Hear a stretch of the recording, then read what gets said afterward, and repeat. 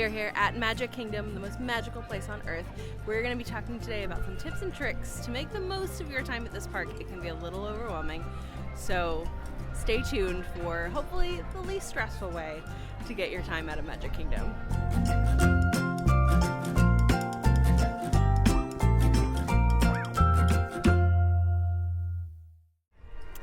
So one of the first things that we recommend whenever you're even thinking about planning a Walt Disney World trip is to ensure that you have your My Disney experience set up. You can do this right through the Walt Disney World website. It is something that is an absolute necessity because Disney really rewards pre-planning. It's going to give you the best options to ensure that you can get your tickets set up, you can get your fast passes set up, you can kind of really start planning your day before you even get here. So that is tip number one. Pre-plan everything. If you end up here without a plan, you are already miles behind the curve. Right. Another great tip at Magic Kingdom is not everything that you can do here is necessarily a ride. You can meet so many different characters, but also enjoy the street atmosphere, like the Dapper Dance. Hey! What? Where does Captain Hook go to get a replacement hook? Where? The second-hand store. Hey, how many tickles does it take to make Ursula laugh? How many? Tentacles. Hey! What? Why is Peter Pan always flying around? Why? Because he can never Neverland.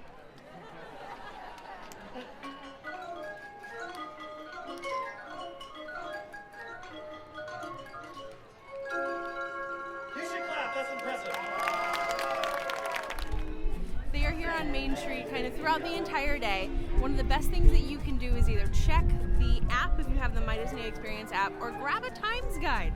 They print them and it'll tell you all of the times for any of the shows that are going on. They're actually going to be located right with the maps, right at the front of the park. So it's a really great way to make sure you have a great time without maybe going on a ride.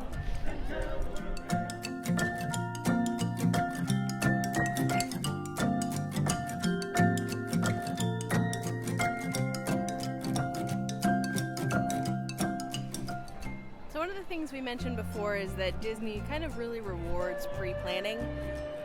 Dining at Magic Kingdom is definitely on that list. And then some. So if you're looking for a sit-down dining experience at Magic Kingdom, most of the locations here are going to be some of the ones that you have to book 180 days in advance. That's going to be things like Cinderella's Royal Table, where you're dining in the castle, or like Be Our Guest. Oftentimes other restaurants will have availability though, such as Skipper Canteen, Liberty Tree Tavern, and the Plaza Restaurants. Also Crystal Palace, right back here, often has availability. They do breakfast, lunch, and dinner. So if you're going to get one big meal for the day, try one of the sit-down restaurants. You're paying about the same as you would for a regular quick service meal at like Cosmic Rays, especially when you're going to, say, Skipper Canteen or the Plaza. You're still paying about $20, but you have a nice sit-down experience. And in the summer, that's in the air conditioning as well.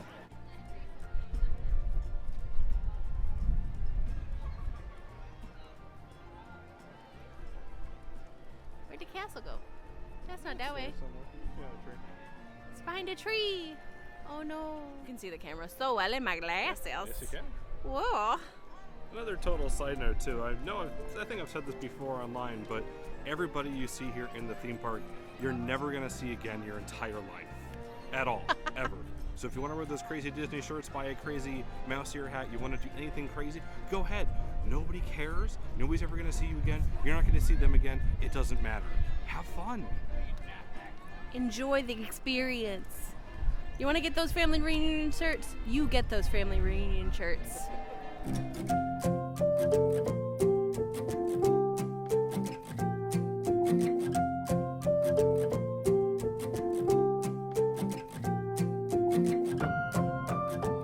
Off to find ice cream.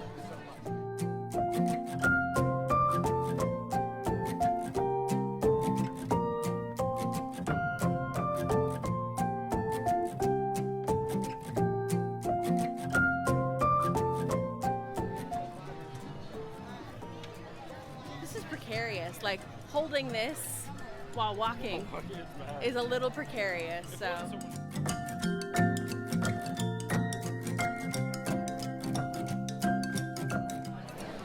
Another great tip if you're maybe looking to not have a table service restaurant and you're just looking for something fast, as you can see, sometimes the lines at quick service locations can be horrendous. With this, look at mobile ordering. It is the easiest thing to do. You can do it right through the app, and you can pick up pretty much anything on the menu. Let them know you're here. You can wait off to the side and pick it up directly instead of having to wait in a line like this.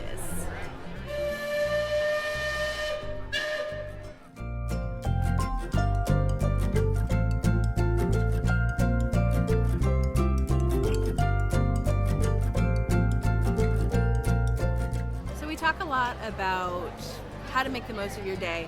A great way to do that here at Magic Kingdom is to ensure that you're going to some of these shows, whether it's Country Bear Jamboree or if you're looking at Carousel of Progress, even Mickey's PhilharMagic. These are great options to help get out of the sun, break up your day, and you get to enjoy one more attraction.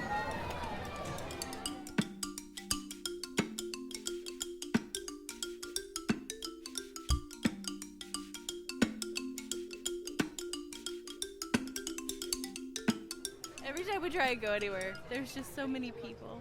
They're everywhere. So you see these crowds out behind us? You can avoid all that with FastPass. So essentially what FastPass is it is a way to digitally reserve an attraction. And this is another one of those pre-planning ideas that Disney really rewards if you know where you're going when you're going. For example, with fast passes, it helps you skip the traditional queue line. Generally, waits are going to be anywhere from 5 minutes to 10 minutes, even if the attraction itself has like an hour and a half wait. So that's the best part about this.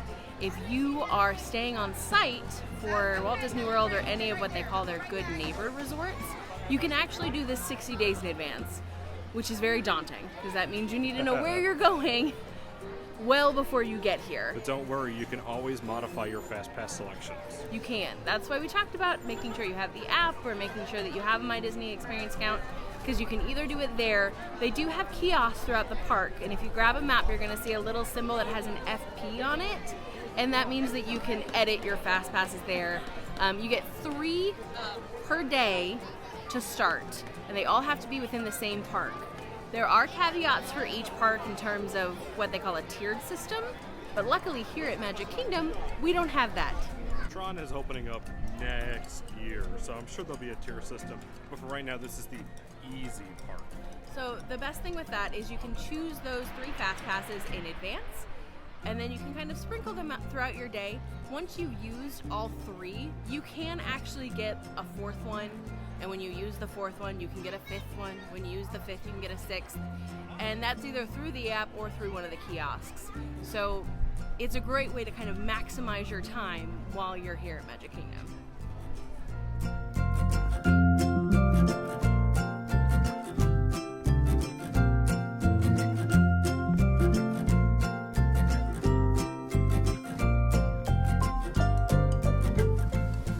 So the reason that we're so adamant on you need a fast pass, you need a fast pass, you need a fast pass is that Magic Kingdom is typically open from about 9 in the morning until 9 at night.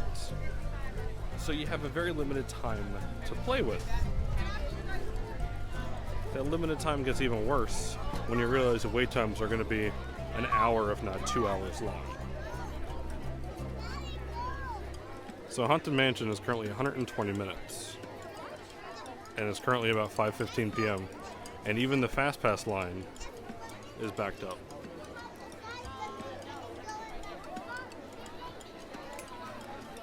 So if you got in line for Haunted Mansion right now, it's 5:15.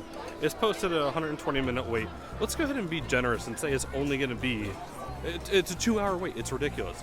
But let's go ahead and just be generous and say that it's going to be about 100 minutes, which is still well over an hour and 40 minutes long. You're going to be on the attraction. It's a decently long attraction, but you're not going to get off until after 7 p.m. It's only 5 p.m. Fireworks are at 8 o'clock tonight. There is no way you can budget that into your day if you're trying to do a full day of attractions here at Magic Kingdom. It's just absolutely, it's asinine to think that. So FastPass is important, extraordinarily important.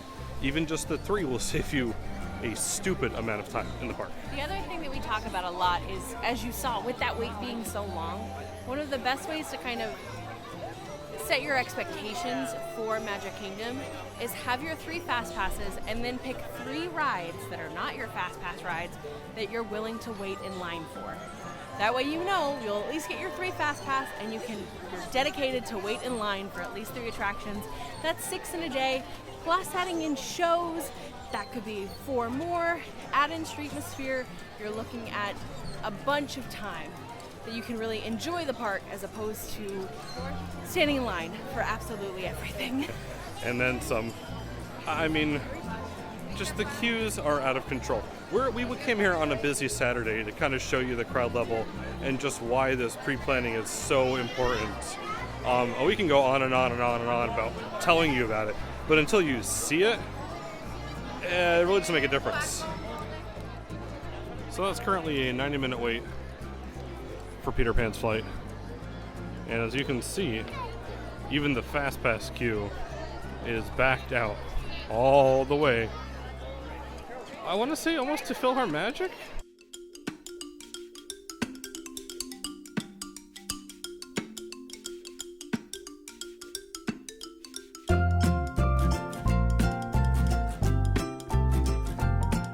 And yeah, we were right. You are closer to the PhilharMagic entry than you are the Peter Pan's flight entry. Absolutely crazy. This isn't even busy time. This is just a typical Saturday at Magic Kingdom.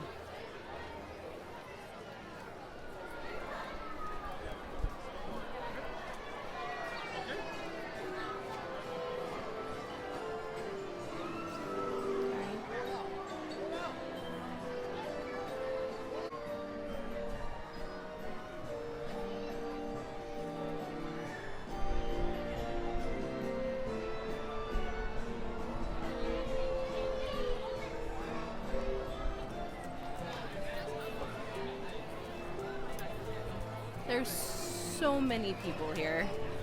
And this is just a typical Saturday. That's why whenever you're coming to these parks, it is really important to try and plan a little bit ahead, but also don't tie down your day. The best thing that you can do is leave a little bit of room for flexibility, because it will be chaotic and you're going to be stressed, and that's just the way it works. Magic Kingdom is probably one of the most stressful locations as well as the most magical place on earth. But if you kind of build in the time during your day, I usually recommend spreading your fast passes out a little bit. That way you don't have to worry about running from one side of the park to the other and then back and forth. And just take it a little easy. But working that into your day will make a big difference. And also just expect to be thrown off guard. Expect things to go wrong and just roll with it. Don't get mad, don't get aggravated.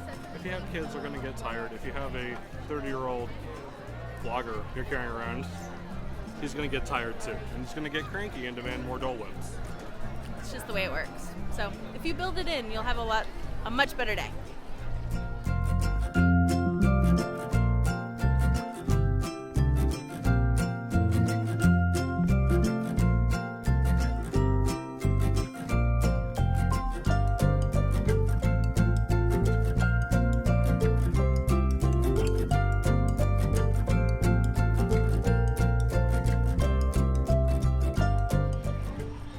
Look at that sunflower.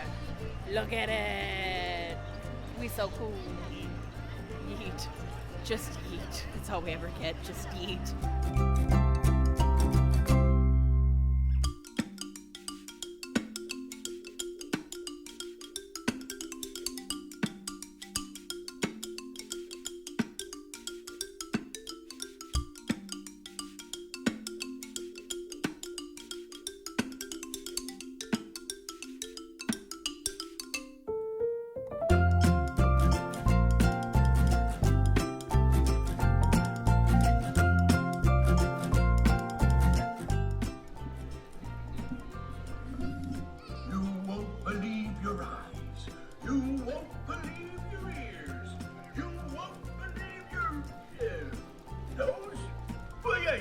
That's right, your nose. Anyway, meet the most curious curiosities the world has.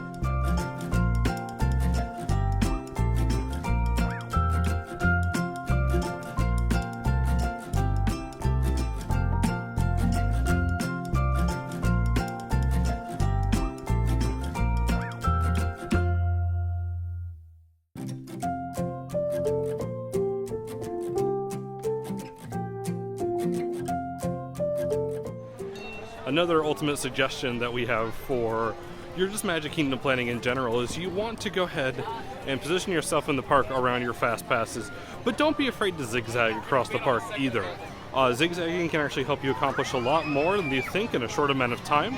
It's not like you're going to Epcot, where when you're on World Showcase at the American Adventure, you don't want to backtrack over towards the Land Pavilion to do Soarin'. You want to plan your day around that. At Magic Kingdom, you can always just cut through the hub and work your way across the park. So don't feel obligated to be like, oh, we're in Tomorrowland because we have a fast pass coming up. You can always just go ahead and be like, okay, cool, let's go to Adventureland for a bit, and we can be back here in 10 minutes. It's big, but it's not Epcot big. As long as you're willing to walk.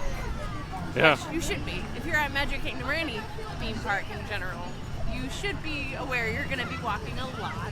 It's Disney, you're gonna walk.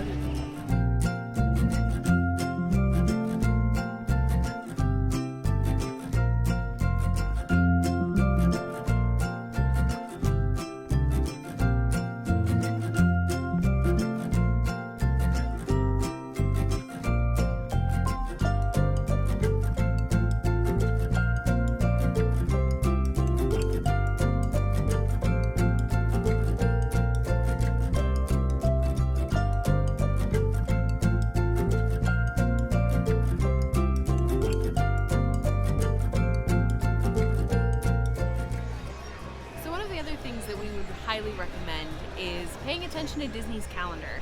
So they do a really good job about posting their hours 6 months in advance. You can really see what they would consider a peak season versus a value season.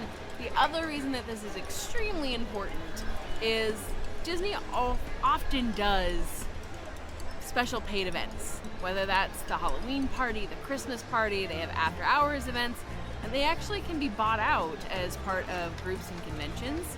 So when you're looking at that, you want to make sure that you know what hours the parks are going to be open.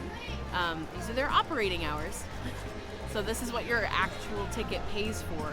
It doesn't include any of the special ticketed events or any of their special parties. So it's really good to keep that in mind as you're looking ahead to your vacation. One of the big things is the not so scary Halloween parties and the very Merry Christmas parties. Those events actually start at 7 p.m. and they run until midnight, but the park closes at 6 p.m. So you'll typically be in here from about 9 to 6. And most people look at those days and go, well, that's a very short day. I don't want to go to Magic Kingdom on that day. I recommend you do it. As long as you're okay, you need to realize you're not going to see fireworks on those nights, but it is over 8 hours that you're going to be in the park and can enjoy all of the attractions, generally during less crowds during the day. And if you want to do the special ticketed event and pay a little bit extra, that's another great way to ensure that you can get on a lot more attractions, you can get on rides easier, and you get to enjoy specialty entertainment. And they're always a blast. But if you don't want to have to pay for it, because they can be a bit pricey, you just have to keep it in mind as you're looking towards what day you're headed to Magic Kingdom.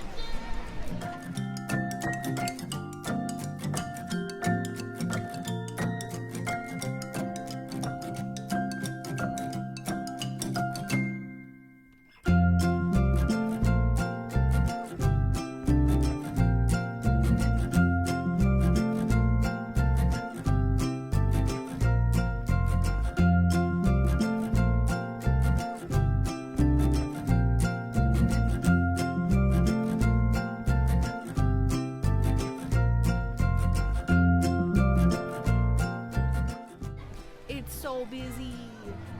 It's so busy. It's Leap Day, actually. It is Leap Day. It's Leap Day, so I can't even tell you, I can't even be like, oh yeah, last year crowds were like this. They weren't, because Leap Day didn't exist last year. Didn't happen. But no, this is, I don't want to say it's unusual, but this is the new casual.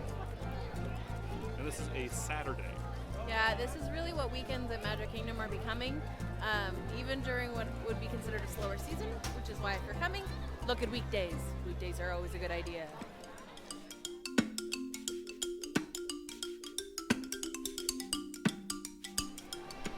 So we hope these little tips and tricks that we gave you today will help you plan your vacation better. And I know everybody says Magic Kingdom is always busy, but seeing a visual of just how busy things can be here really gives some extra perspective into just how important that pre-planning and setting your expectations to a certain level really are. It makes a big difference. And the goal is that you are coming here to make fantastic memories, have a great time, but you really need to make sure that you set it up in advance, or else you may have a little bit more of a headache than a good time. Absolutely. I mean, it is the most magical place on Earth if you plan it that way, as weird as that sounds. You'll have fun here regardless, but maybe just make sure you have some fast passes to have some more of that fun. Plan in advance. Plan. Plan in advance. Signing off for the night, this is Brett. Kristen. See you real soon.